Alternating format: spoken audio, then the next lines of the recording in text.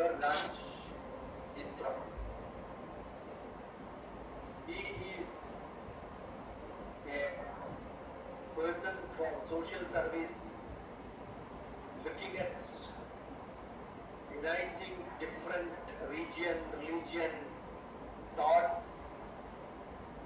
I loved the way he wrote his intro. A man of love.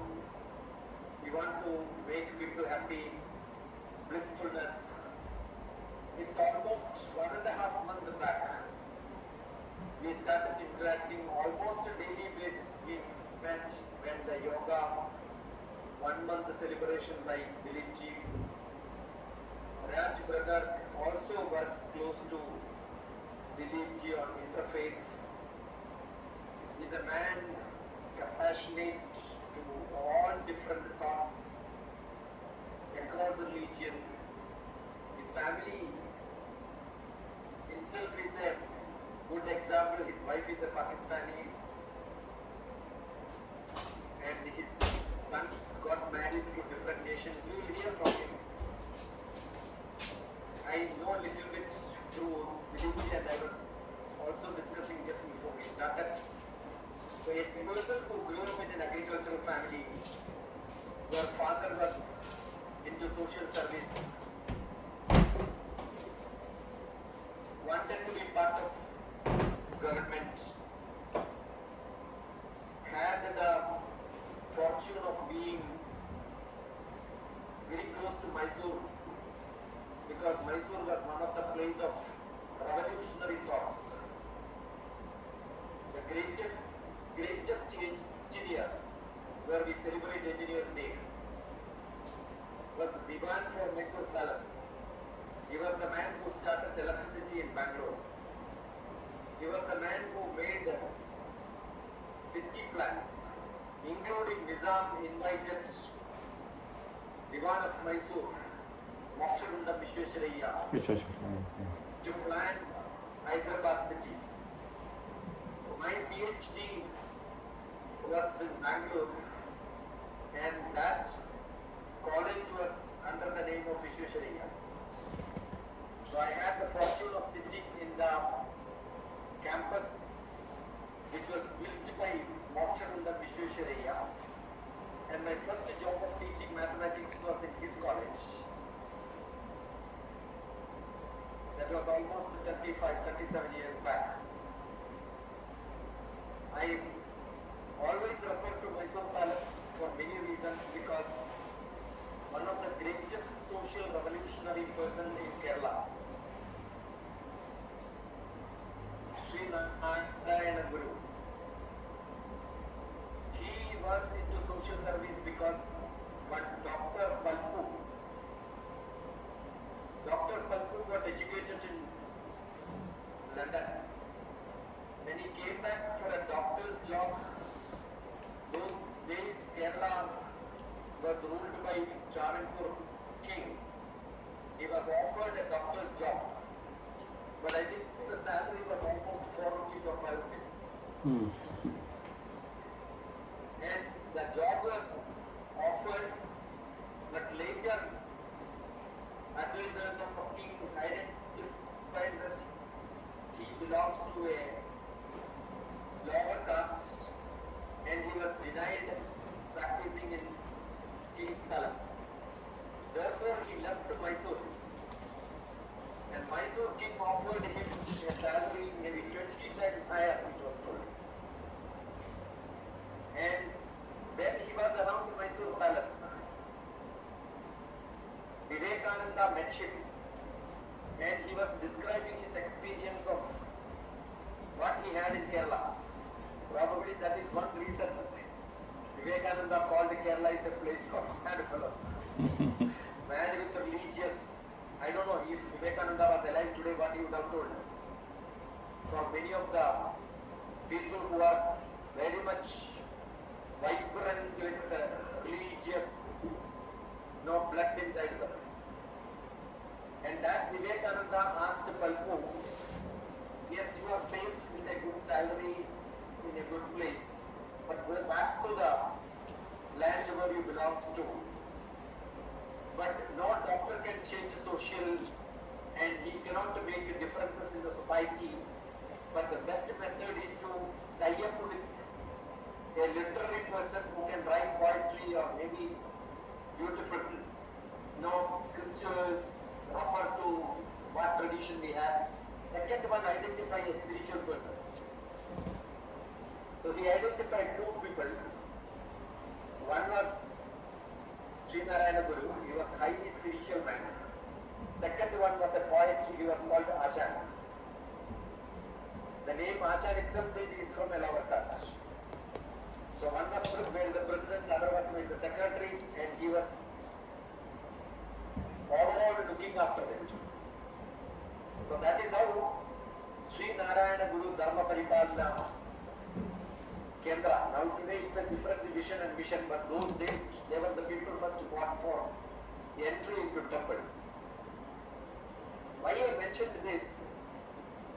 Many changes happened. If you look at yoga practices today, what we call as the modern yoga, which is not Patanjali's Yoga Shastra at all. Patanjali would have committed suicide if you see yoga today.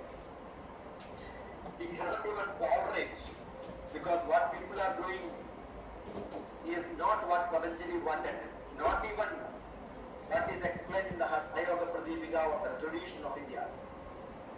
Mysore king was very happy to have gymnastics in entertaining guests all over the world. So he used to get guests from Russia, China, Europe, Germany, all these places. And they also had entertainment of gymnastics. But then he met with Iyengar's Guru. And then they had a combined program, because yoga was not very popular, they were not earning. So they were asked to learn this gymnastics and add it together so that they can have a Indianized gymnastics, or maybe a gymnastics in yoga style. So it was a mix of all this. So what we see today is not what we have. So spiritually, yoga, literary, Vivekananda, maybe Satya Sai Baba was 18 years old when Dilipji's Guru, Bua was sitting there, Shivananda was there. They were all like satsang. They used to be in the palace. So we have somebody who is from that land, who has also a connection with Sai Baba. His group, he was just mentioning. He also has connection with the yoga practices. He also has connection with social revolutions. He also has connection with what tradition I told, because he belongs to, if we wanted to call it as the caste which I was mentioning, the lower caste, which was Bhagavan Krishna's caste. He was also with all the revolutions started with, he was Lalu Prasad Yadav's great grandfather, Bhagavan Krishna. Yadav. Also Yadava. Lalu Prasad Yadav is also Yadava. Both had a cattle problem. One was looking after cattle, the other fellow is in the jail because of cattle case. Right? So I am sure the tradition is that, but he is an attorney, retired from America, worked for many years, lot of experience. But today we are going to learn from Raj Bhaiya what India needs. I don't think I have taken 10 minutes intro for anyone. It used to be very brief. But today I thought we need a bigger introduction, because we must know what we are looking for. We are not looking for economic growth. We are not calling economists here. We are not calling business people to discuss. We want what value system, what tradition, where we have to be strong in India, so that the savidya, the value addition in life, so that people become happy. What can be added? What is your views and experience? Maybe less than 20 minutes we will have dialogue. Then we will open up for others to ask questions. That's how we proceed. We can go up to 8:15 or maybe 8:30 as you like it. So welcome, that's Yeah, namaste everyone. Sasrikal, Waheguru, Salam Alaikum. I pray to all the names and forms of various adoration we give to dear Lord Bhagwan, who has helped us to gather today, to come together as brothers and sisters and have this fellowship. I really prefer for you to ask me a lot of questions. That would help me a lot. I will give a very brief overview of my life.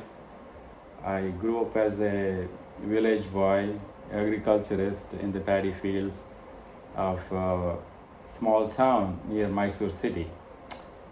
So as I was telling Dr.TPS, in 1967, when I was about 15 years, 16 years old, due to family circumstances, we ended up living in a hut.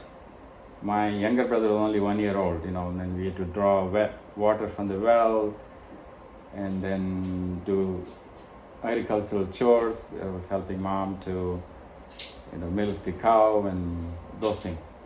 So the aspiration at that time was just limited to get a bachelor's degree, help my parents, and then live there.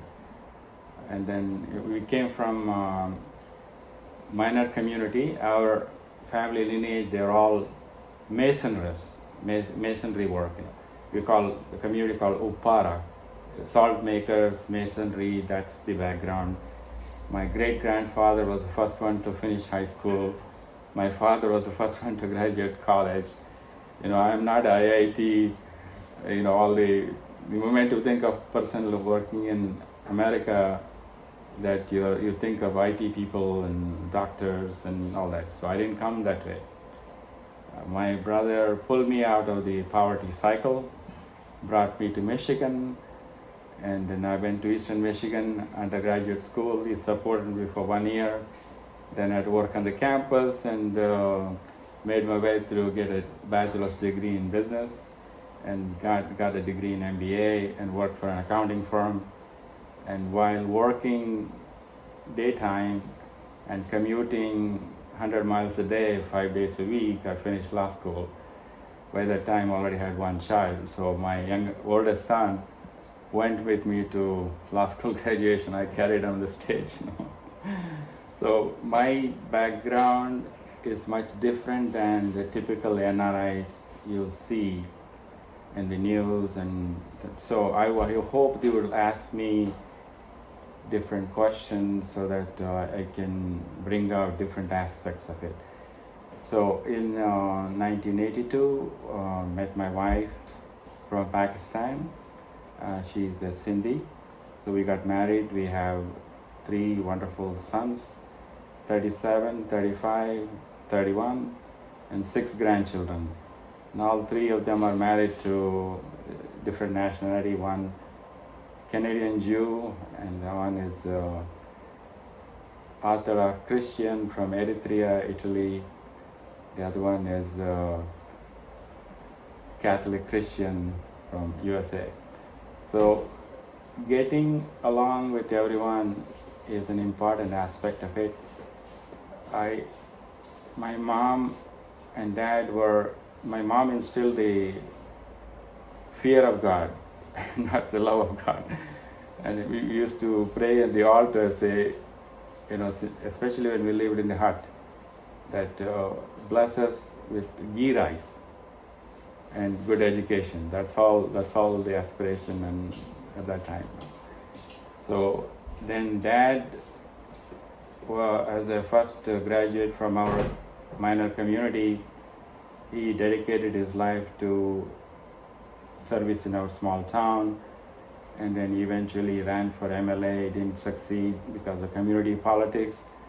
So that's where he incurred a lot of debt. We had to move from the town to village premises, So then I used to commute 26 miles on the train, dragging my 6-year-old and 4-year-old with me to go to school in Mysore. We did that for 3 years, and then, I was always a devotee of Sri Rama. When we lived in the town, there was a Rama Mandir next to our house. My mom, to avoid the bad influence of the people surrounding, they're all, it was a bad drunkards, and it's a low, it's like living in a slum. It's closer to slum area. That was different. So she encouraged me to go to the Rama temple. We used to go on Saturdays. I used to carry Rama's portrait, go around a couple of blocks of the village or the town, and people would come with the lamp, and people would come and put coins in the oil lamp. We were singing, that. So I grew up like that. So, and all of a sudden I was transplanted to USA. So the first couple of times when my brother had party at the house, used to caveman has come. used to poke fun with me because I didn't know the civil manners, proper table manners, like okay, I will help you make your chicken. So I would tear up the chicken instead of cutting it properly, with a nice table and settings like that. So a lot of transition happened. And then during my university studies, I used to go to Baptist Student Union, where they tried to convert me to Baptist. And then I had a lot of Muslim friends from India, Pakistan, Iran. So that was a big influence on me. And then, although my wife is from Pakistan, she is Indian, she's a Shiva worshipper. So when we lived in Ann Arbor, Michigan, we had a connection with, we met Swami Muktananda. So I didn't get a chance to do the Shaktipat. My brother did, because they were charging $200 for the weekend intensive. It was just too much. I said, it's okay, I don't need it. So I had darshan of Swami Muktananda. He used to bless with a feather cock, with a peacock feather. So he would come around and you just pat it like that. Then my grandfather on the mother's side, he's a big Rama devotee, and he used to worship Swami Ramdas Kanjangarh. So that's how my older brother was named as Ramdas, because of that connection. So we grew up in a very primitive way, and then all the tradition. Even one time we were outcasted from our community because something happened in that context. So I had experienced all that rejection and exclusion. I really did want to live a long life, and it was. Oh, by the way, I failed SSLC. I got only 29 marks in English, so I was left behind 1 year. I failed PUC also 1 year, but looking back, it was a blessing in disguise. Those 2 years, I was able to spend time with my father, parents, and everything. God had different plans, so by the time I was 20 and a half, I was already in the US. So those 2 years was helpful to, we have to do that Matru Runa, Pitru Runa, Acharya Runa, Deva Runa. I think Dr.TPS will agree with that. So Matru Runa, we can never pay back for the mother for carrying 9 months and, staying up all night and cleaning us from all 24 hours, always praying for the well-being. My mom didn't know how to sign. She used to put the finger thumbprint. She was only 10 years old. My dad was 17 when they got married, in 1937. So it's all a whole bunch of mix of family drama, and then one of my nieces had birth defect. Although she was born at the University of Michigan, she lived for 26 years, but she never spoke, she never talked.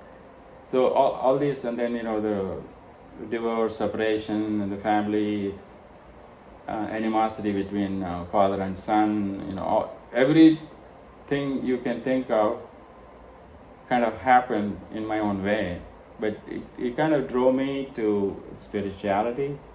So Muktananda's introduction was there, and in 1979 I was introduced to Sai Baba through my sister-in-law. So I liked the teachings and the inclusion and all that. one and only interview in 1980 with my sister-in-law with Sai Baba in a private interview. I didn't know any better. I sat next to him. The oneness journey began at that time. He patted me in the back. We had very silent conversation. My sister-in-law had some mundane questions to ask. So it tremendously impacted that person of that stature accepted me as who I was.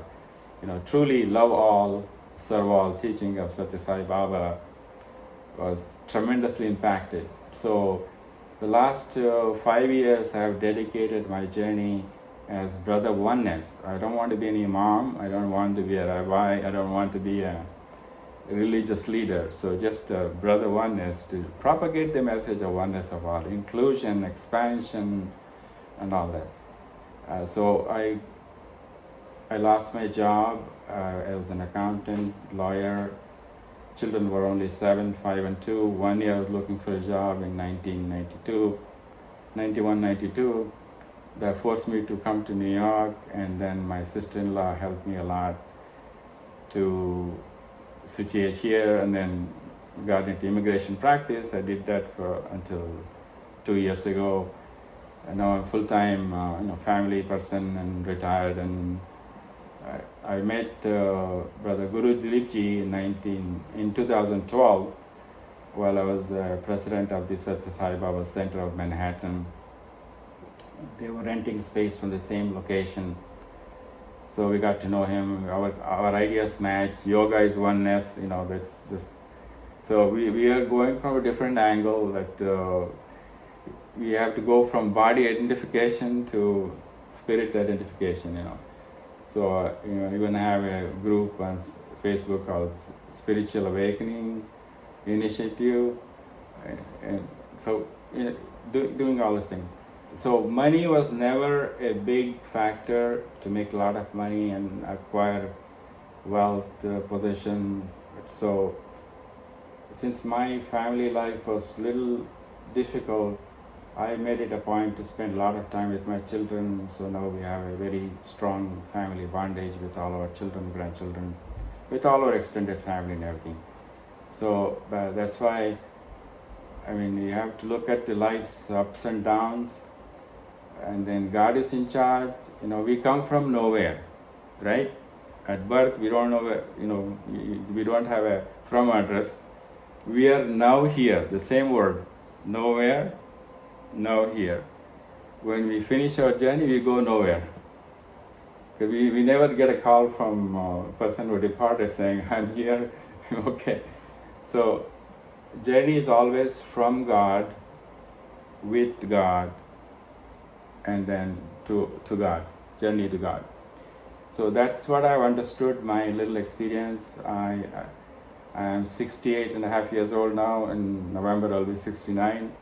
So I want to dedicate remaining years of my life to live in harmony with my family, first of all, with neighbors and extended community, and then do whatever I can, whatever God enables me to do. So that's my journey. Please ask me a lot of questions, like just to touch on what India needs. Since I grew up in the village, I think the health aspect for villagers in the slums, proper housing, toiletry, the cleaning and schooling, all that is needed. My older brother was a philanthropist. He built a college in Vasadurga. I also built a college in Mysore. He did a lot more. And then I was not able to do that level of commitment. The class system, caste system is there, which is really a problem, especially for women, education and respecting their rights, infantile, the preference for male child. Many of the taboos should be done away with. The religious conflicts, like, okay, I worship Rama, you worship Shiva, and then you worship, this is a Muslim God, Allah, Buddha, whatever. We are all walking toward the same path, We come from nowhere, we are here, we're going nowhere. The whole life is only 5,000 Sundays if you live 100 years. Think about it. So very short span, most of us live 60, 70, 80 years. So 1/4 or 1/3 time goes in sleeping and taking care of mundane eating, getting ready, etc. The other 1/3 many times goes about the conflicts. He said that, he said that, she said that. Just taking it personally rather than letting it go. What I've learned is that you have to forgive, forget for our peace, not for that person's peace. You have to let it go. You have to work it out. Of course, the corruption is a big problem in India. So that is still, I think, although Modi's government has done a fantastic job, still some element of corruption is there. The water shortage problem is there. So to minimize the usage of water, but every segment of Indian society could use help. I think the change begins with me, as Gandhiji said. So whatever we could do in our surroundings, especially eliminating conflicts between brothers, sisters, and uncle, aunts, putting so much emphasis on property acquisition. So just having a broad-mindedness, that helps a lot. That makes the person happy. The reason I could boast myself that I'm a very happy person, but I'm not a millionaire, but I'm a spiritual billionaire. So that's the attitude. So giving glory to God, and then God is in charge. He can make a millionaire a pauper to millionaire. He can change bad health to good health, etc. At the moment, it just our return ticket is already booked. We don't know the flight and the time, so we have to be mindful of that, so that what we can do to be happy at this moment, and then what we can do to be happy with our people around us, whoever God places in that journey. So I've spoken a lot. I would welcome questions from each one of you, and I'll do the best I can to answer. So my journey is totally different. Namaste. That was a beautiful life journey, not that from theoretical point of view, what he has undergone. Arjite dukkham, veye dukkham, dhanam sarvatra dukkadam. Many people earn a lot of money and be in dukkham. But here there is somebody who says relationship, love, family, now here, nowhere. And a beautiful message. It's not God fear. Most of the people have God fear. It's love with God. Some people say that God is nowhere. But that W you shift, it becomes God is now here. Mm-hmm. It's only a small difference. If you can understand that difference, it's only religion-wise, people have looked at the same shape in different style. Otherwise, it is one and the same. So, if you can understand the core spirituality, that is what Raj brother is taking to all of us. Probably that is the greatest message. What is that?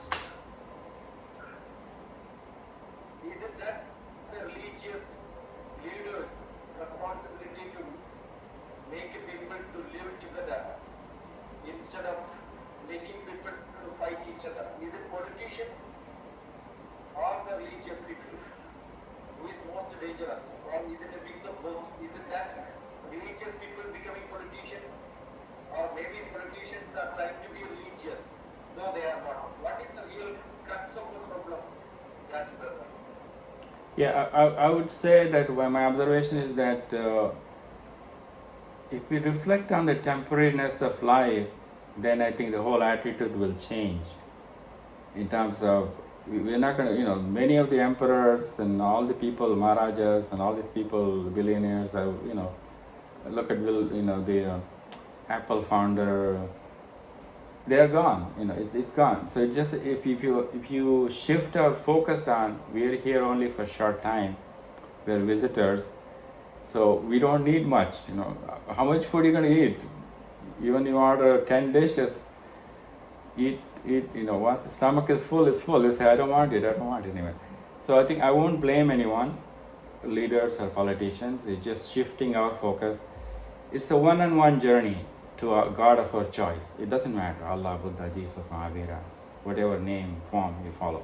Follow the core teaching, respect one another, honor the feelings of person. Especially Sai Baba said, don't let women in a house shed tears, which is hard to do. But the thing is, you have to, even Vivekananda always addressed everyone, all the women as mother, So that feeling that you don't, the sensual tension should not interfere in a pure relationship. So it's an individual journey, understand the temporariness, and then journey forward. If you want to be happy, that's the way I see it from my own experience. If you want temporary joy, just to feeling good, I blasted this person today, I stole this money, my bank account went up, that's only temporarily lived. Your consciousness at the end of the day will bother you. You cannot sleep, then you need sleeping tablets, you need tension, all kinds of things. So if you live in a simple way, in whatever way works for you, that helps. Please, please. It's Mahatma Gandhi who said, when you deal with a person, deal as if you are going to die or he is going to die in the next moment. Then no hatred. But learn like a person who is going to live here for longer time. Longer time. If you tell this to children, they'll say, anyway, I'm going to die, why should I study? Right. So I don't have more questions to ask. I'm sure all of you will have a lot of points to add, comment, discuss. Welcome. Raj brother is there with a lot of experience of starting. It is not that simple to meet somebody like Muktananda who wrote, authored, how many books? Starting from Shaivism, Vedanta, all that. It was a great tradition. I also should mention that, in one last point, also mention that in 74, when I lived with my brother, in 73, sorry, he took me to Swami Prabhupada. He was in one of the Ford mansion, the Ford Motor Company. One of the sons is a devotee of ISKCON, of Hare Krishna. So I've met many saints. Just to highlight, it's all looking at Godward journey. That's. Sorry, brother, professor. Namaskar. With your kind permission. Sir, with your kind permission. Yeah, no. Hello, Namaskar. Yeah, namaste. Sir, my question is this way. Health conscious, we make asanas, we make yoga asanas. For the jnana point of view, we run after for the certificates. But when it comes to the spiritual awakening point of thing, we feel that at the end of the life or after retirement life, we have to think about the spiritual point of views. Why it is not raising at the early stage, in that sense, in the childhood stage, what is the importance of the spiritual point of view? Why it is not raised out? In any curriculum, this point is not highlighted at all. They say about that these things are achieved and we got the independence. These things are achieved because of these things. But why spiritual point of view not emphasized in the curriculum system and general life? That is my question, sir. Thank you, sir. Thank you, Guruji. Yeah, if I may, we have taken birth to fulfill our karmic obligations. Our spouse and children and parent, they all come here to give and take. Some account has to be settled. So the spiritual understanding many times does not dawn on us until we get into some crisis, loss of job, loss of family member, health, and something terrible has to happen. Then all of a sudden we say, oh my God, I thought I'm in charge, but it's really the higher power is in charge. So then the spirituality comes, then you look at what's the purpose of life, why I'm here, and all that stuff.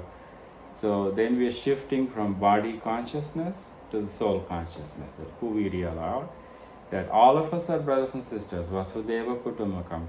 That understanding will come. So each parent has a job to do to give that understanding. Don't hate this person, don't go there, don't do this. Then no. Teaching begins with the parents at a very young age and our relatives, friends. So the spirituality education can begin with our parents who can guide us to put us saying that, look, you're hurting yourself by hurting my sister, my brother. Dr. TPS? Namaste, sir. Yes. I have a question.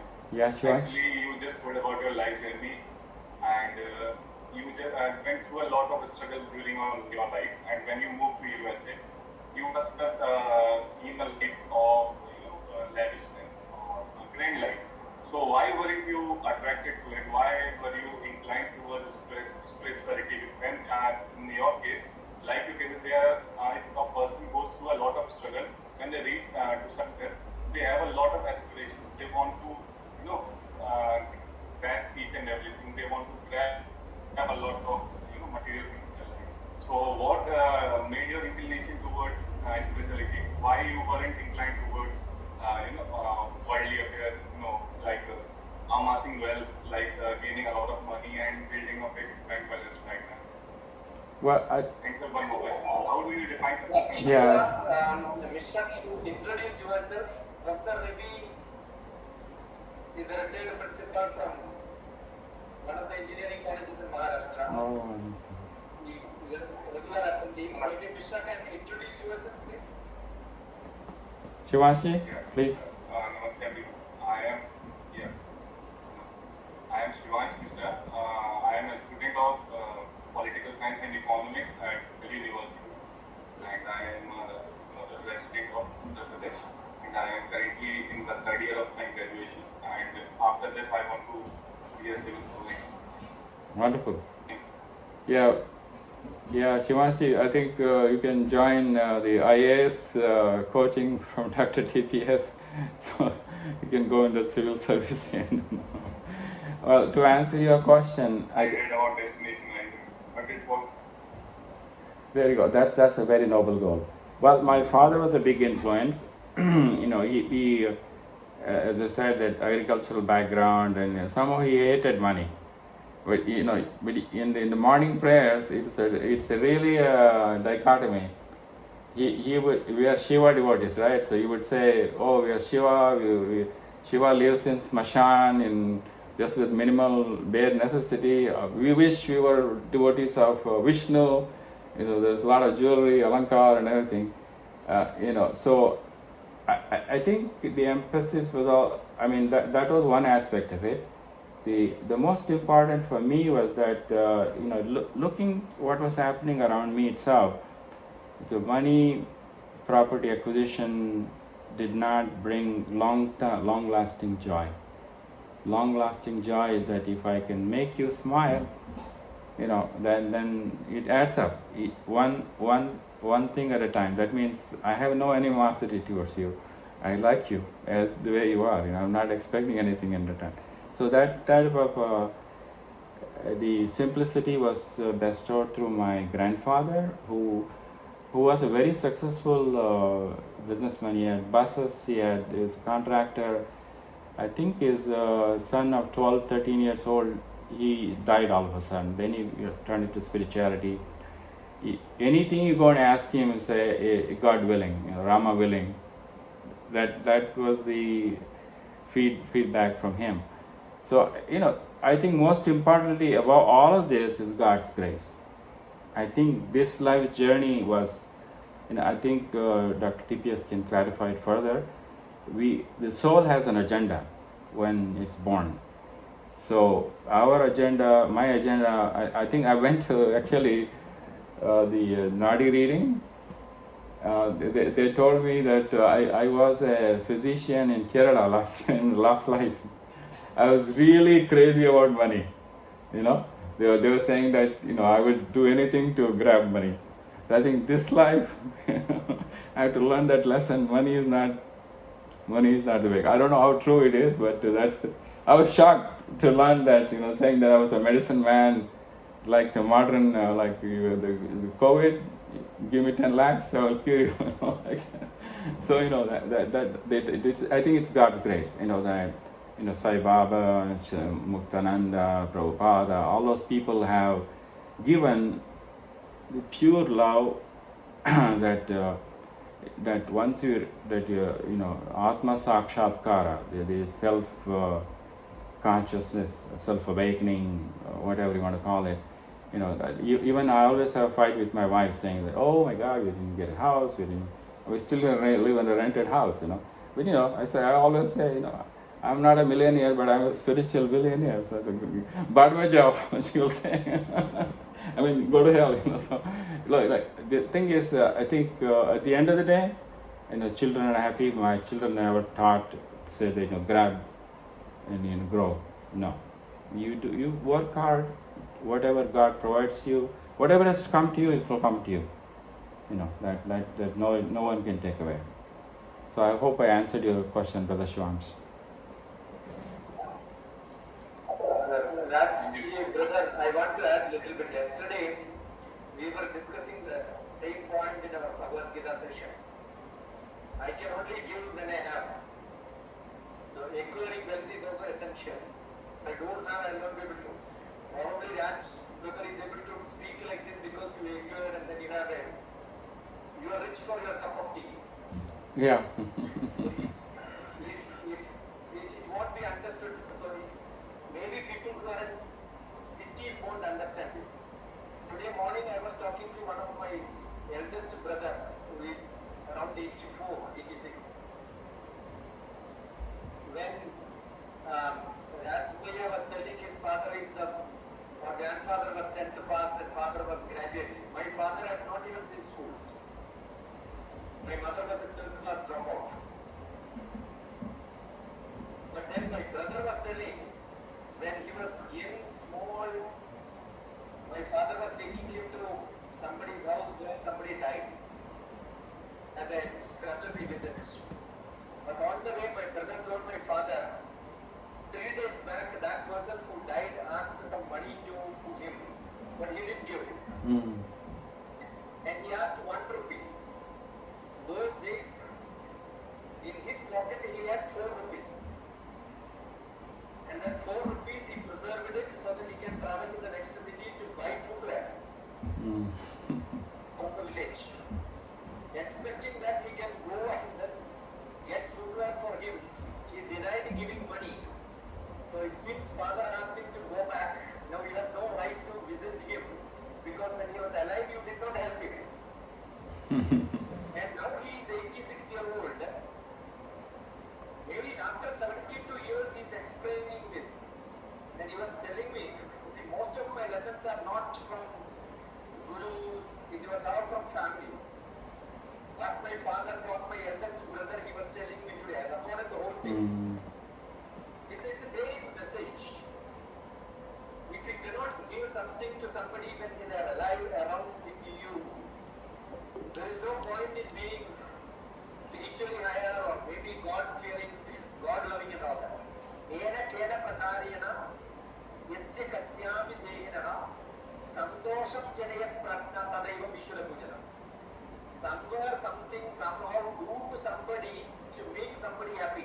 Not a temporary, but give him a longer happiness. That is going to be most rewarding in life you can cherish. That will add a lot of wonderful points in your life. That will be those moments which you create in your life which we can celebrate later. But anything which you did not do, which you wanted to do at some time, will become the biggest curse which you have, which you will remember throughout your life and then feeling, oh, I should have done it. So by heart, all of us are kind. But by brain, all of us are little confused. Because we say that this is practical, this is emotional, right? So I keep saying, I have a poetry which is written in which I wrote, let me have another birth in which less of head and more of heart, so that I will see the whole world in undivided terms. The poetry is not undivided terms. This book is available on PDF. Rajapedia University. Look at it. I just got it in the offer. Undivided terms. So let me have a life without having partition, survey number, boundaries. Everybody is my brother and sister. Great message, Rajapedia. So just one point on that, only you can give what you have. I mean, my desires are very limited. That's why when you have ceiling and desire, you have only $2 in your pocket. Still, you go and have a cup of coffee and make it 1 by 2. So that the idea is to bring a smile on somebody. Karnataka people are too good. When they go to a hotel, they will ask 1 by 2 tea, 3 by 4, 5 by 6 and all.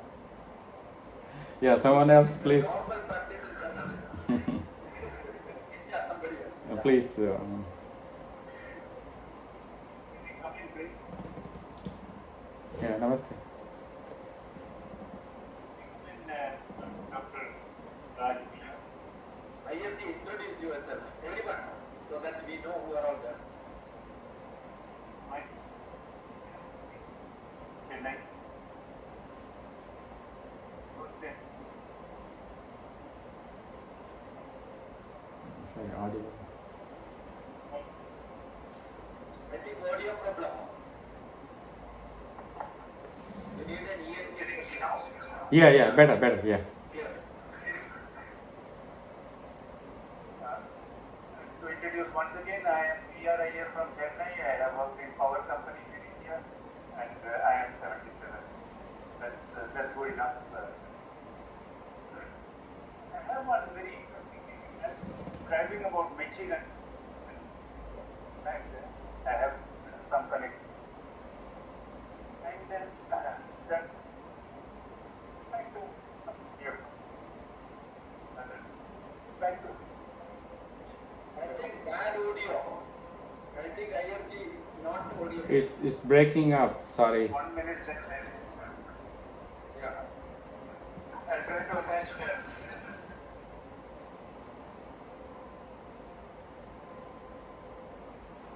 Yeah, somebody else. We'll come back to IFG after some time. Is it okay now? Yes. Yeah, go ahead, please. Yeah. Very much. Is it okay? Yeah, you were asking about Michigan, I think. Okay. My God. No, I didn't ask about Michigan. I had some connections with Michigan. My question is something else.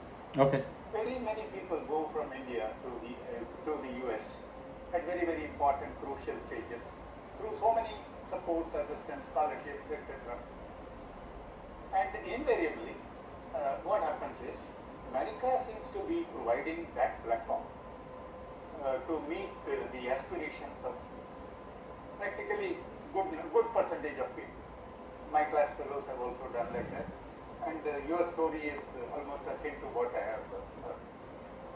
What is it? What is the education? What is the culture? What is the making in the US that helps people to reach their potential? And what is it that is lacking in India that does not allow them to get into that? Let us not blame politics, let us not blame religion, let us not blame anything. There must be somewhere something wrong. This is my understanding. 90% or even more of people going to the US, I won't call them successful, they are reached their potential and they are happy about it. Why is it not happening? I think, Our education is not. yeah, Ajay, thank you for the question. I think it's just recognizing the merits. It's not based on any other. First of all, we don't have the quota system. Like backward class minorities and the Harijan quota system is there in India, which is very good, which helped people to achieve good life for the last 70 years. There's nothing wrong with that. In America, if you prepare to work hard, your talents are nourished, and there's always somebody nurturing and pushing through. I think the societal attitude in India is different. The education institution focused on getting their fees and not, if you pay the fee, it doesn't matter you have the merits or not. You can get admission in the medical college and become a doctor, etc. So it's just this recognition of the merits and talents and nurturing that from the faculty advisor, there are coaching classes, there is the various tools are available to help the person to nurture. Like I had to go to English Language Institute because I didn't speak English well. I had to get 75 points. I didn't take TOEFL exam to come here. So that step was done. The coaching was there. The mentoring. Now with the internet, with all the more tools are available to prepare well to succeed here. Nobody is pulling you down here. They give you a push, and that's it. And not saying, oh, you are from that class. No, you cannot. You have to put some. Nobody is blocking the way. So everybody is trying to open the door or step aside. So that's Dr.TPS. Yeah, I think IRG, it's all to do with the international politics of soft power. They believe in soft power. In soft power, it is the ability to attract and co-opt people. That is why people go to America and then become part of that nation. Because they don't even see whether you have taken birth in this land, which color you belong to, equal opportunity employee. Let's see, all advertisements are like that. India is not able to afford that because our politics is not allowing. Politics means not a party, I'm saying. So, if you want to develop international economy, international politics, internationally you want to become great, only one method is being soft power. So soft power is where you involve shaping preference of one to other based on the quality. That is what Raj was telling. Just attract the quality and then say that if you are good, I will take you. But here, even if you are not good, you belong to my caste, my politics, my person. Everybody says, my people, my people. If you can stop that and say our people, I think everything is solved. Mm-hmm. That is why India is not able to. Because everywhere favorism. There, even their own father do not give. I have seen companies where CEO will not give that company to his son. He will find the CEO who is the best employee in that company and put him as CEO. But his son will have to opt for some other job in some other company. Right, Rajji? Absolutely. That's it. The quality matters. Even if it's my son, I don't care. If he is not good, give him away. But here, Saravana Bhavan, whether his son is Saravana, whether he wants or not, he is put at the manager. That's the problem.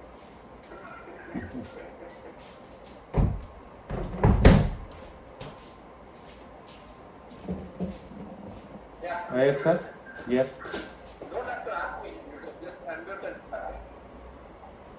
Hello, my name is Shivam and I'm from Delhi, but I'm living in Oman right now. So first of all, I wanted to tell that even I got admission in Eastern Michigan University this year. Oh, wow. And I just passed 12. I don't know if I'm going or not, but then yeah, I have admission at Arabal. I could relate to everything you told. So I wanted to ask that, like, you faced some hard times in your life. So how did you find happiness in those hard times? How did you get the motivation to keep going and not let those things sidetrack? It is going back to the prayers, and it has not been easy. Sometimes it would be several weeks, months. You go through the transition, especially during that 1 year looking for a job. I sent out 5,000 resumes. It was just not cutting it. It's just keeping the hope and surrounding people who give you positive feedback. My wife was a big source of strength. She didn't abandon me and then go away to say, okay, you're not making money now, we're done. So that was a blessing also. More importantly, I think when you go to sleep with all those worries, next morning is next morning. You wake up and then some new thought will come into play. You read a quote. And now with the internet, with so much inspiration, you can listen to a lot of motivational talk. And Dr.TPS also has many motivational talks. You have the WhatsApp connection to him, so you can reach out for inspiration to unclog the blockage, whatever is blocking you. That maybe that one small thing is blocking in that part. So more resources are available now. And my older brother, he never gave up on me. Although I failed SSLC, PUC, but he had faith in me. He said, you can do it. And then he lived long enough to see me. I became a lawyer in America. It was a very proud thing for our community and all that. So it's a surrounding with people, your parents. You have to have the core. Whatever, one person is enough, or if you have more than one person, a friend, ally, who would never look at the negative side of the situation. You would say, okay, glass is always half full, not half empty. So that helps. And the prayer, always ask for God, you have brought me this far. If this is all the purpose I have to fulfill this life, so be it. If you want me to continue on to help my parents and whatever goals, what family obligations you have to fulfill, then God will provide. And many times it's a testing.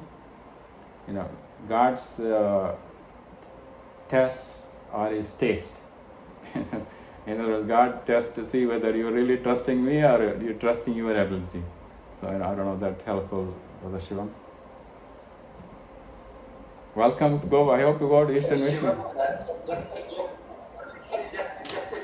When Raju was telling that wife was my best person who made me happy and no worry, I thought Shivam is going to decide that I'll get married before going to Michigan.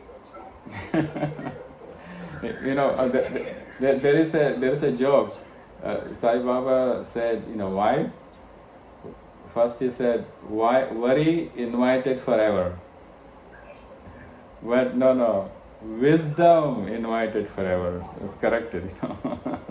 So which way you're looking at? It can also be wealth in full enjoyment. Support the lifestyle, yeah. You need someone. That was the message which Rajbhaiya was telling. This is also in the same poetry, Life of Love. You need someone who will carry you. You need to trust someone. That's very, very essential. Mahatma Gandhi always, I don't think anybody would have undergone that difficulty in his life as Mahatma Gandhi would have undergone, because he always goes not in the normal practice, just in a different track. And the whole politicians wanted to oppose Britishers with the fighting. He said non-violence, right? It's not that simple to take that message through. But then he got in conflict. That's why there is a saying, instinct to physics is Mahatma Gandhi to conflictology.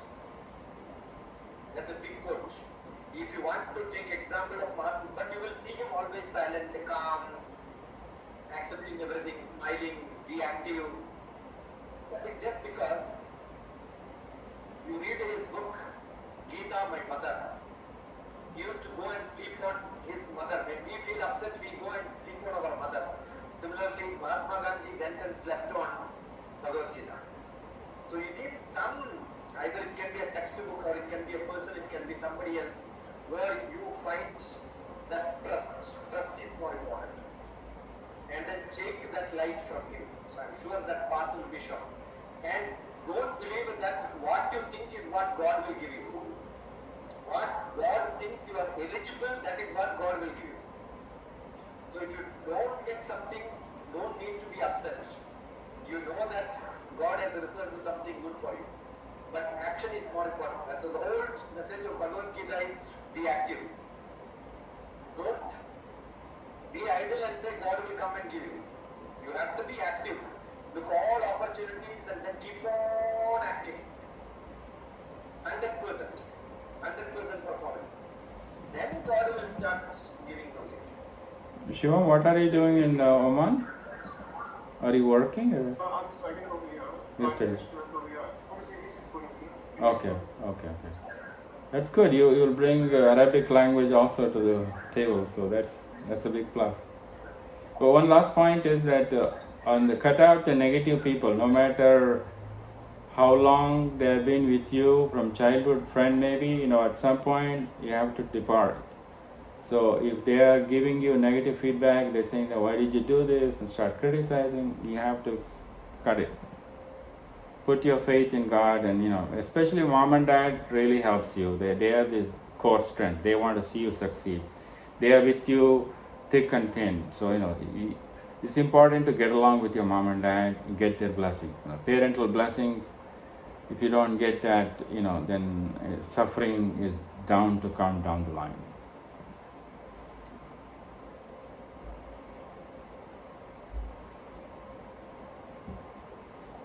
Anybody else? I'm a question for Dr.TPS. So we will have discussions later. Today's day is Raj Bhaiya. If it's too short, yes, with his permission, we are fine. Yeah, please. No permission.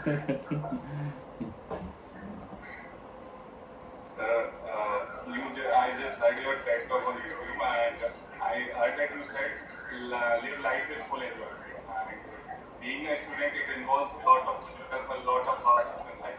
And also told about learning with enjoyment. So I was just figuring out how can we learn with enjoyment? How can we keep on learning and enjoy the life in the process? See, trekking, mountain climbing is a very difficult task. But if you enjoy it, that is the most enjoyable thing in the world. Swimming is very difficult if you don't know swimming. But once you are in water, learn swimming, you will enjoy it. For anything, it's your attitude setting which is more important. So, you decided to study. It's not that somebody forced you to study. But once you are into learning, enjoy that learning. Otherwise, quit. We also don't want everybody to get into higher degree degrees. So I keep saying we also need attenders, we need drivers, we need different jobs are available. Not everybody has to become civil servants, right? So the IAS person also require a driver. So if everybody become IAS, who will drive IAS car? You don't have to worry about whether you reach higher or higher. Happiness is more important. But then you are doing a job, and every time you think that some other job would have been better, you will keep on thinking about something else is better, something else is better. You will never enjoy. Everyone has a role to play. Enjoy it. That is what is essential. But don't be satisfied. Satisfaction makes you to be stable in that place. Be happy. But keep on developing. Even becoming an IAS, becoming a collector is not great. Again, you have to be up to the chief secretary. Oh, becoming chief secretary is good enough. No. I want to become cabinet secretary. Cabinet secretary is good enough. No. After retirement, I want to become election commissioner. Is that good enough? No. I want to go to United Nations General Secretary. So keep on aspiring. That's why I keep saying IAS. Inspire, aspire, success. For which immediate academic success. Now you have to be a good student. Now you don't study when you don't enjoy. If you don't enjoy as a student, even if you don't, I keep asking, all married people are happy? No. Unmarried people are happy? No. You will see around everybody happy and unhappy. So it's your attitude which makes happiness and unhappiness. One point I would add Shivansh, sorry, is that you got to do little things day to day, whatever. You know, take the food break, whether you enjoy, you could like drinking tea or having some special. If you're having a bad time studying, sometimes it's better to go for a walk or listen to music, different activities. So that's how the happiness builds up.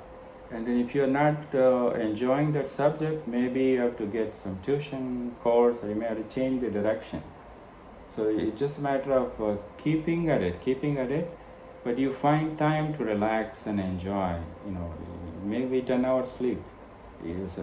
So something you need to break that chain of thought. When you are not enjoying, you need to do something. You know, that may help. You know, that's something. I used to sleep a lot. You know, I mean, I was bad days. You know, this one time on Christmas holiday, I was all alone in my room. I like 24 hours sleeping, and so one of the friend came knocking down saying, you know, just are you okay? You know, then come. He took me out, and you know, kind of cheer you up. It's just we get into that rut, so it's important to keep in touch with the people you're close to. You know, phone call, a quick chat, or watch some humor video. We have to learn to laugh at ourselves. That's one thing. No matter, you know, look at the missteps which has happened in your short lifespan and how far you have come, right?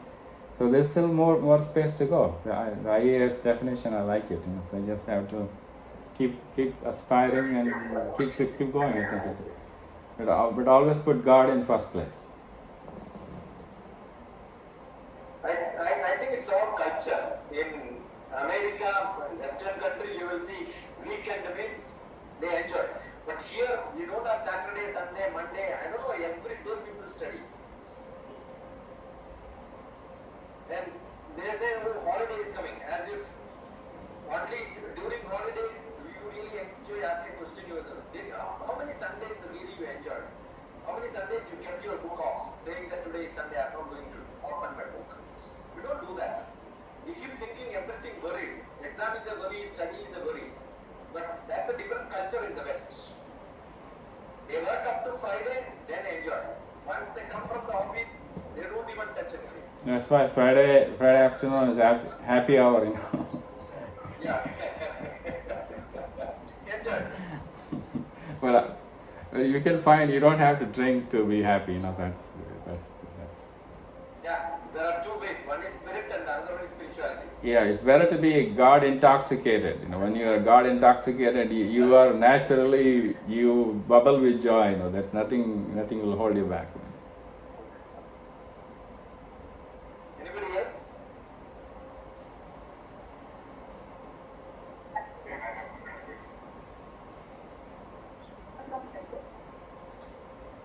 Yes, which is it? Yeah, Dr. Shachika, please.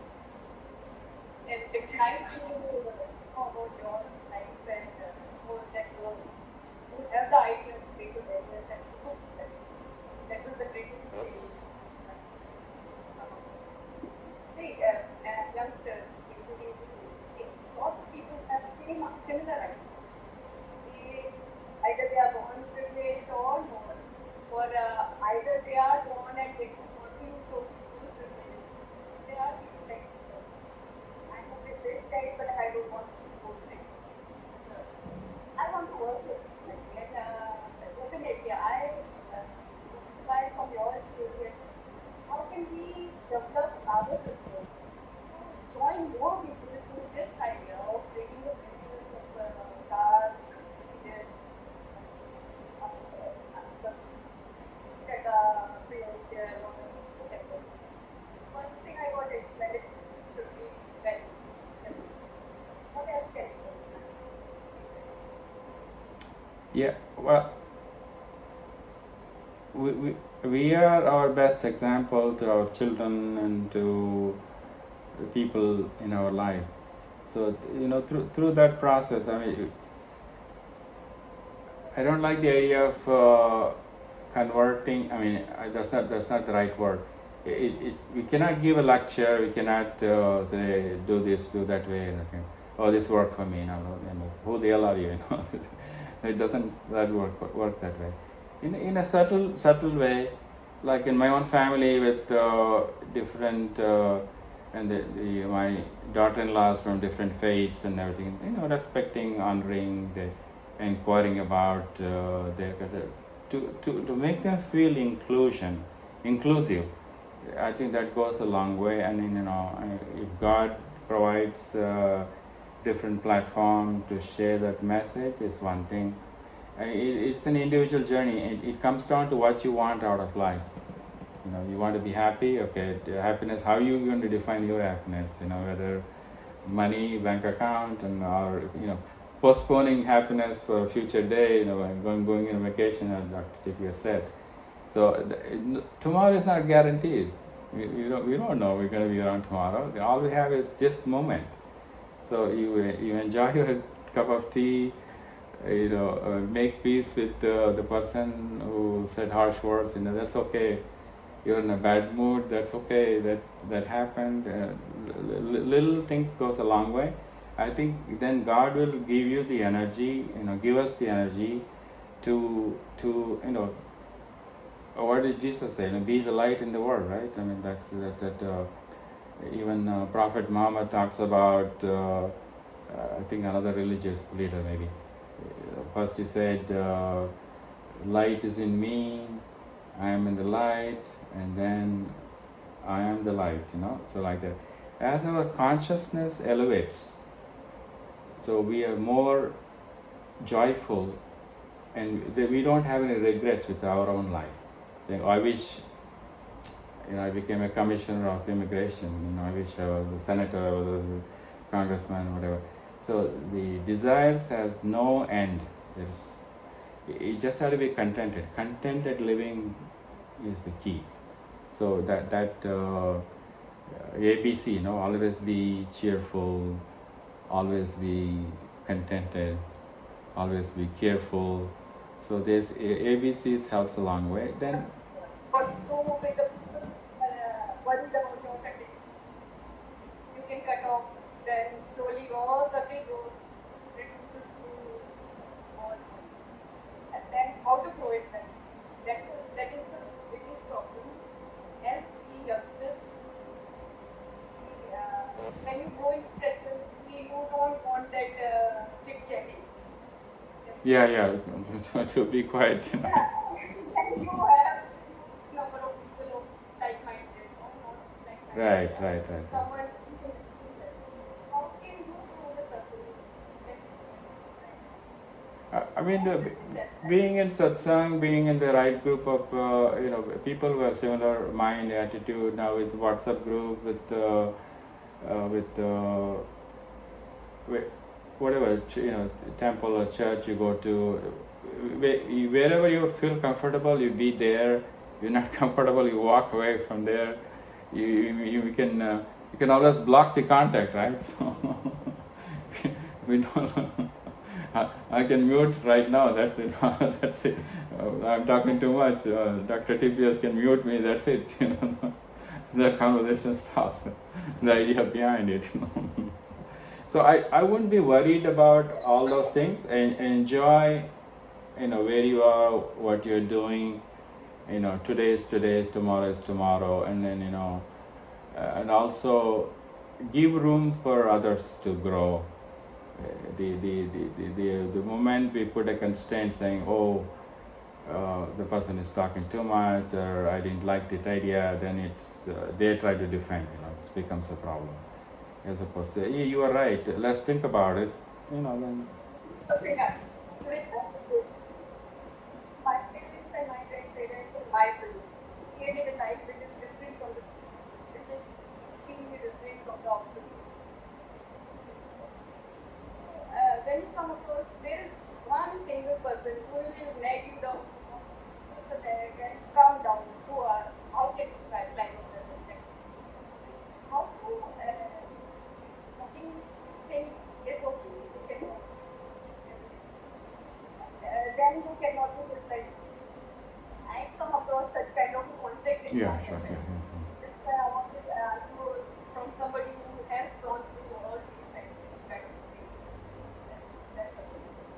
it's a working process. I don't say I'm reached that level. The next moment some situation can come to disrupt.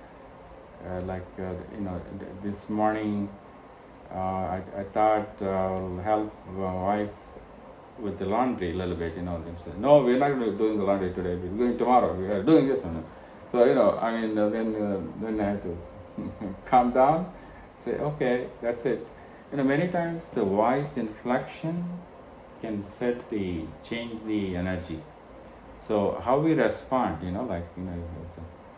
switch it on, then it's, right away, that I am in negative territory, right? Say switch it on, then it's you tone down.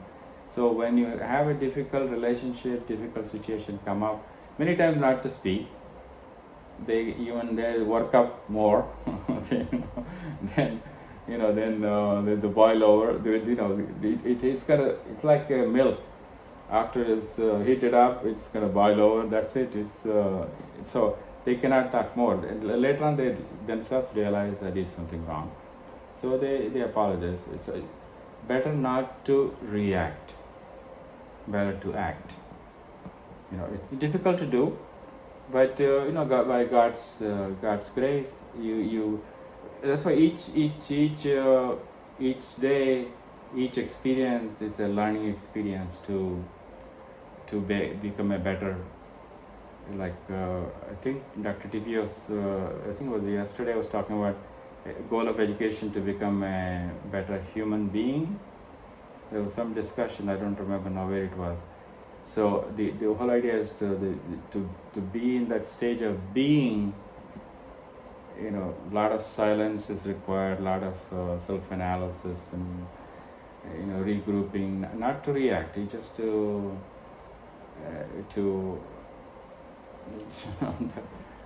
you just smile. Then many times the tension goes away. You say, sometimes I have also got the negative reactions. Say, what the hell are you smiling about? You're laughing at me. So I said, no, I'm sorry, I didn't mean that way, then I try to, so you never know. God is teaching lesson every moment. So it's just a work in progress, and hopefully at the end of the day, the Upperwala is satisfied, that's all. I think our mythology says Sama, Dana, Veda, Danda. Love is the first one. If that doesn't work, probably you need a Sama, Veda, and all that. And if that also doesn't work, today you don't give Danda, because the Danda is ignored. Yeah. That's what Lingaiah was telling you give, or maybe get out good, don't answer, block them, all that possibility is Danda. The biggest Danda is that. Accept, either love them, if you cannot accept them as they are, if not, ignore.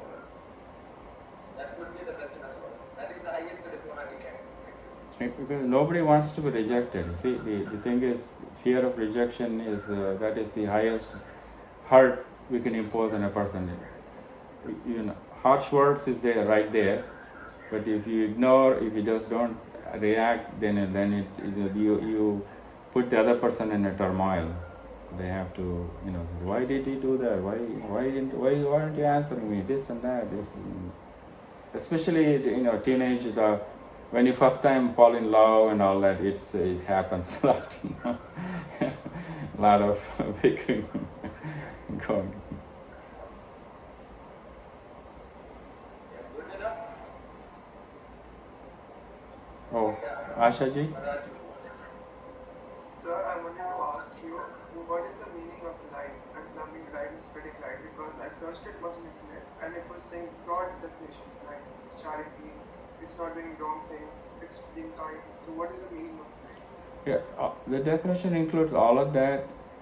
More is to me personally being at peace within myself. If I'm contented and peaceful, that radiates. Then I'm not sending negative vibes. So being in that space, being in that energy field. So the light, so when we are calm and collected and composed, then it's easy to send the light. The other person sees only the positivity. We're not contributing to the negative energy. So I hope that helps. So many times the terminology is confusing. Based on our understanding, our Oxford Dictionary meaning, we give a meaning to that may not be entirely meaning.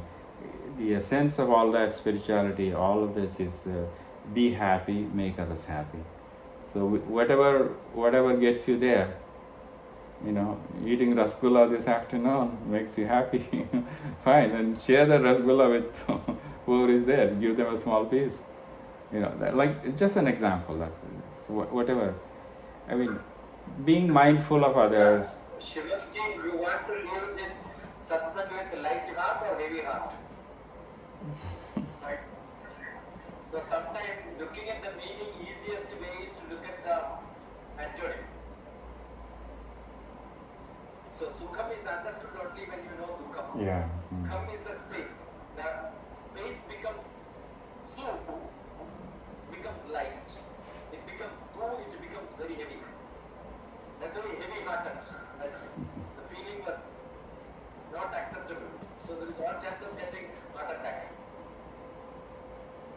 So being lighter, no heart attack, it just goes. That's why you might have the light beer, right? Yeah. Commercial light beer, everything light. also, remember, pleasure is always an interval between two pains. So it's just transitory, this. So you have to reset the button constantly. You have to delete, restart. Break in between. Rest belongs to the work with no eyelids to the eyes. If you don't close your eyelids, your eyes are not safe. So you need rest sometime. That enjoyment you should have. Always opening eyes, it's dangerous. You must also survive. In between, yeah. Asha has something. Yeah. Today it has been a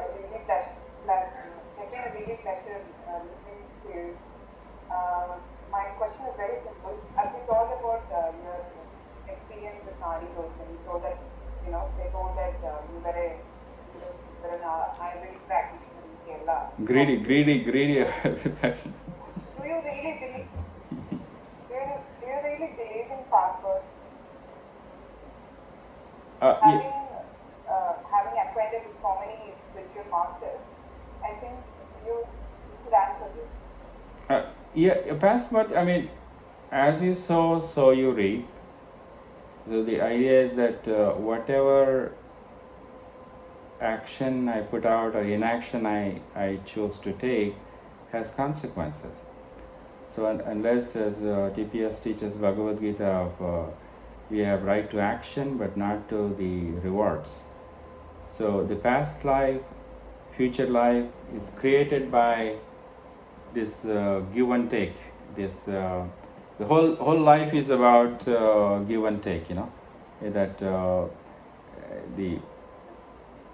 when I said Matru Rana, Pitru Rana, Acharya Rana, Samaj, the Rishi Rana, Deva Rana, like that, right? So as we do, as even when I'm conversing with you, Ashaji, if I use hurtful words, I am creating negative karma. So someone else, Dr. TPS or Suchitaji or someone else will yell at me later. It just what goes around comes around. So past life is an essential concept until we stay. What's the goal of liberation is that, mohakshaya. When the desire cycle completely ends and we only become an observer as a, sakshi bhuta, that you're only witnessing what's happening, but at the same time you're not taking action, then also you're creating karma, like the Mahabharata story with Bhishma, Drona and all that. They close their eye when Draupadi was being disrobed, so they also face the consequences. So the past life is that, but I wouldn't put too much emphasis on what I did in my past life. Is that all I have is today. All I can do is work out my problems with the people in my life. Whether it's brother, sister, neighbor, the boss, whoever it is. So it just, I think Dr. TPS can shed more light. He is more wealth of knowledge. The Nadi Shastra, I went. My brother had just died. He was 45 years old in 2012. So we were somewhere in Tamil Nadu. This one place, Kovalam, that one temple. They all you have to give them the year of birth, and then they ask you some questions about. Okay, they bring out the relevant. Then they ask you, was your father's name is this, mother's name is this, and do you have the spouse, and some basic questions. They're trying to narrow down your nadi to read it. It may or may not be true. My nephew's case, it was not true at all, and then another relative, it was true, right on point. So it's just a tool. The thing is, if mind is being disturbed, you have to look at why is it being disturbed. When it started being disturbed. So what the solution is. So I wouldn't worry about past life and future. Just enjoy the moment. Then make your parents happy. People in your life, they should not feel that, oh, Ashaji has come again. Oh my God, they should feel, they say, oh yeah, I'm glad to see you. Come again. Then everything will work out. God will be happy. Dr. TPS, past life. Comments on past life, Dr. TPS. I think she has read my poems. She heard me many times. We had discussions also. Okay. Asha had the same poem discussion. So. Okay, sir. Yeah, somebody else. Yes, sir. I have a question. Sure. Yes, sir. We all have our self-fulfilling prophecies. We all believe in something and it happens. Like Henry Ford once said, whether you think you can or you cannot, you are right. So we all have that prophecies in our mind. Like I have, that I won't be able to study in one go for more than 45 minutes. So how to break these self-fulfilling prophecies we have in our mind? Like Dr. Rathia must also have, like when you were living in that life of struggle, you must have some prophecies like maybe I won't get about this life, or maybe I will be stuck in this poor life, something like that. So you must have risen up to above it. You must have broken those prophecies you have in your mind. So how did you do that, or how should I do it? I think reading the biographies of people helps, and then listening to discourses, positive message, getting positive feedback. Like I said probably. I remember going to I was after PUC I was doing BCom before I came here. So I remember going to my brother's graduation, in the convocation. So then the limited tickets, I had to be outside the convocation area. Remember crying out, saying, "Oh my God, I wish someday I can get a degree and it would be good." The thing is, parental blessings are there, and then your prayers, constant encouragement from people, all that helps to break down the thought process, to reprogram if you start, and also creating small steps of success. So 45 minutes you are able to study, that's good. Maybe studying an hour and a half is not your cup of tea. You repeat that 45-minute cycle after taking a break, enjoying yourself. And you really have to unlearn your negative thinking in terms of I cannot do this.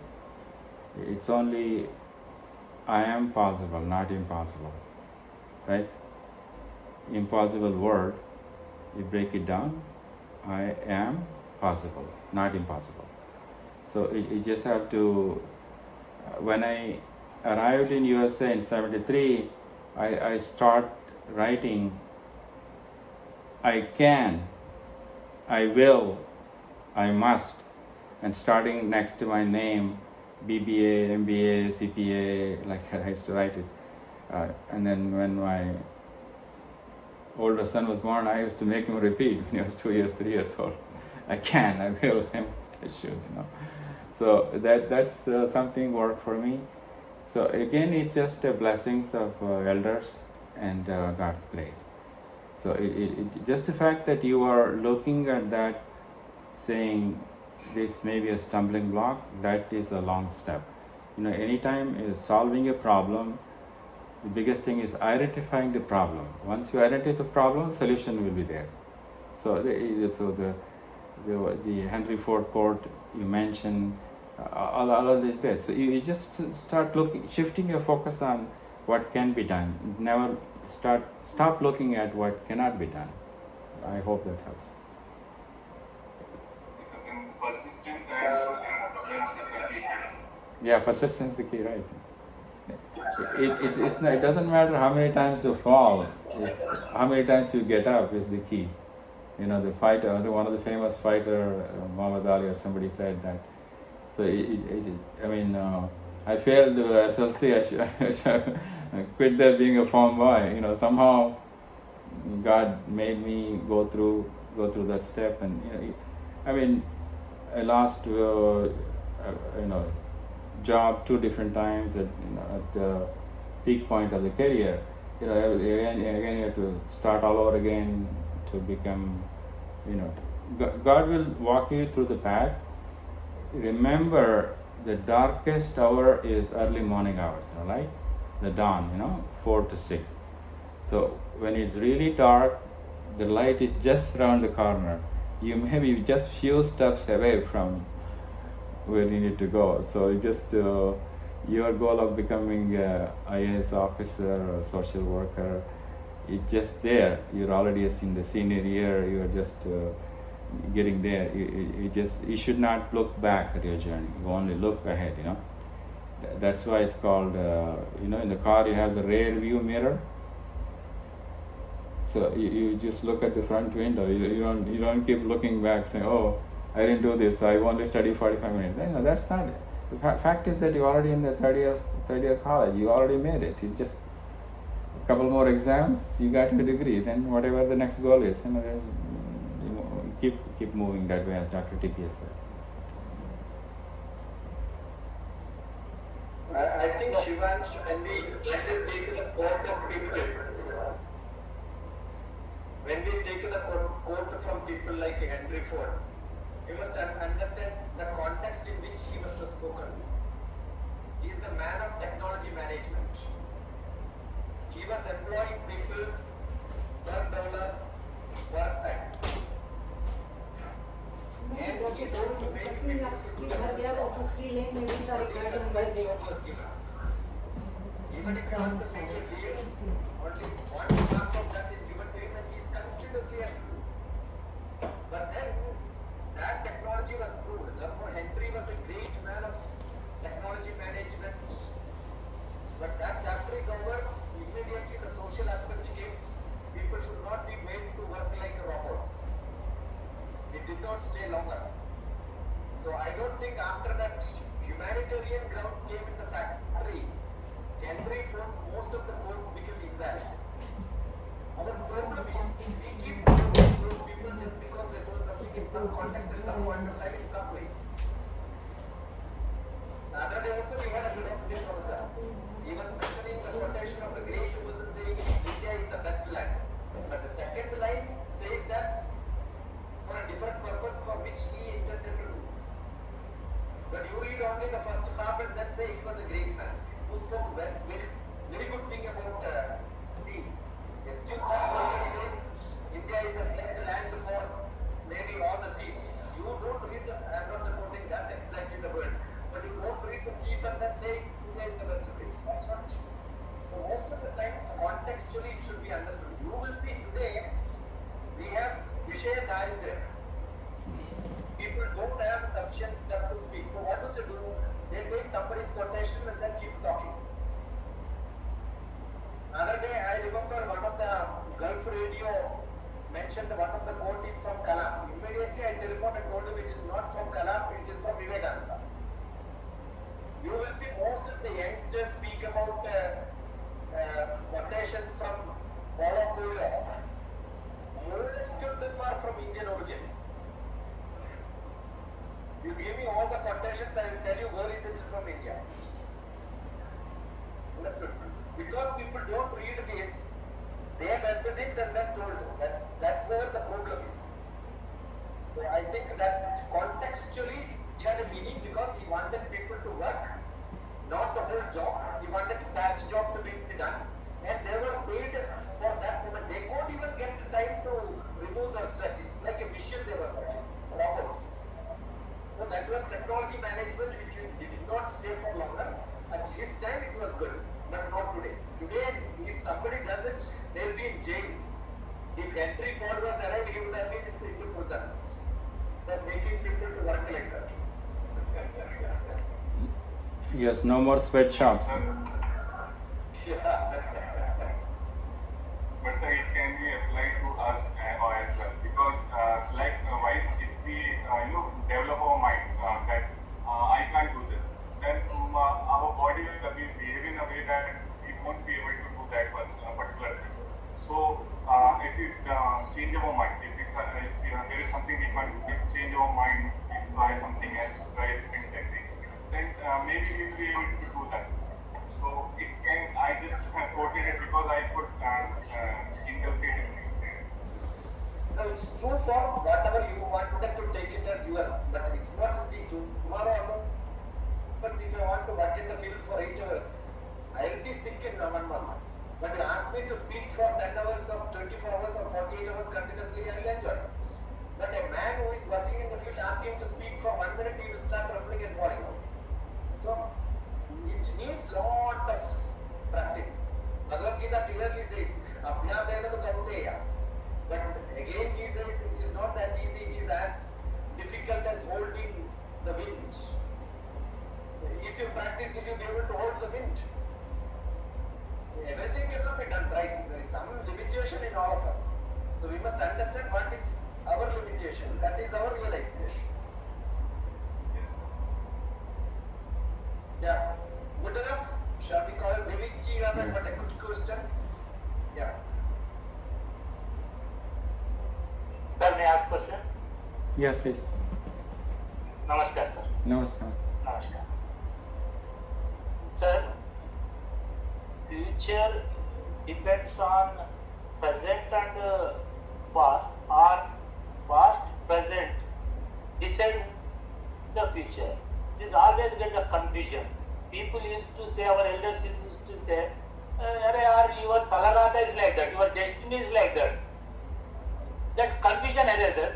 Please, that clarification I require in such a way that present and past, it decides the future, or future already decided you as per the future. You work present and past is there.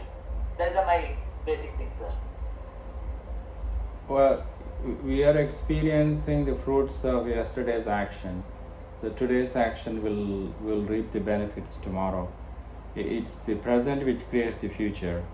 Although there's a concept discussion of prarabdha karma, sanchit karma, and all that, I won't go there. I think you can make a good investment today, for example, and then get the reward tomorrow.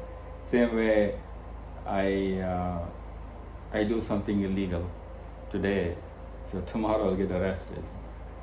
That is just the thought process is going on in my mind today is the creation of all the vasanas I've acquired over many experiences.